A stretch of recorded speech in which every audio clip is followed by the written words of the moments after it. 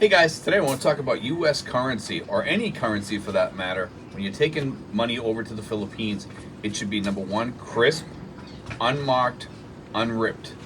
You know, all those things are key and important when you come over here and you're bringing like a lot of money to exchange for later on.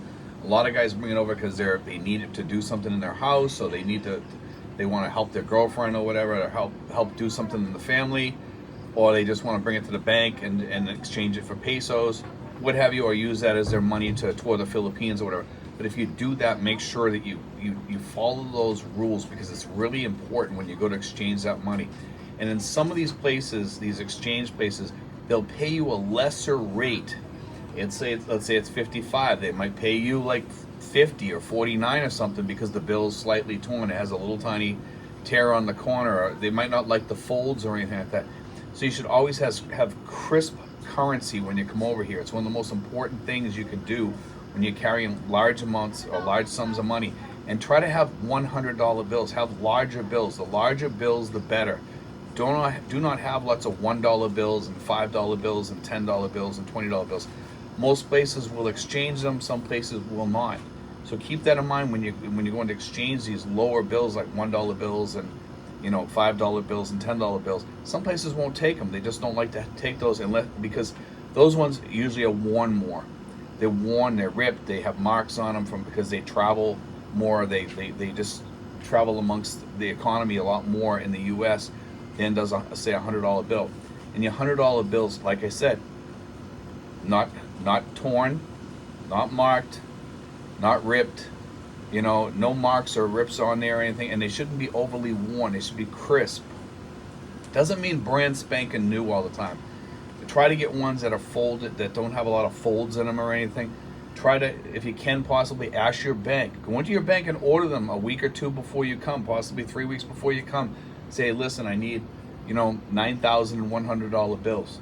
Make sure that you get it that way. Also, remember this: if you guys are coming over here and you're doing your SRRV, when you go to the SRRV, when you go to do your SRRV at the PRA, the Philippine Retirement Authority, then when you go to pay your fee, your application fee or whatever, they want all crisp $100 bills, just because they that's what they want.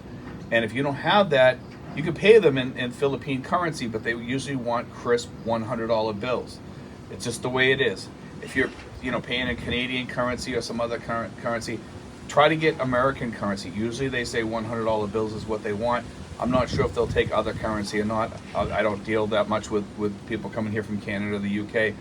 That's something you'd have to ask Mary Rose about, or you can call the PRA if you're doing it on your own or what have you. But I recommend, guys, you always have the currency that is clean. It's unfolded, all that stuff, all key. No marks, no tears, no rips. Best to have brand new, if you can. And I know this is kind of, some people say, well, Steve, that's kind of a stupid video. It's not worth doing a video on. No, it is. Because many times people come here and they go to pay their fee at the PRA for their retirement visa. And guess what? They got all these bills. They're all crappy bills or whatever. And the PRA keeps turning all this money away. Some people have come in here with crisp $100 bills, and one of them had a little tear on the corner or something, or a little fold, and they didn't like it. So they said, we're not going to take this one. We don't want this one. So then you got to go out and try to find one somewhere at a bank or whatever. You got to try to get a crisp $100 bill or whatever. And there are banks around the PRA, but it's a hassle, because then you're stuck with a $100 bill too. Because if you're staying over here permanently, you're just kind of stuck with a $100 bill until you find a money exchange that will take it. And usually you can find one. But sometimes you can't.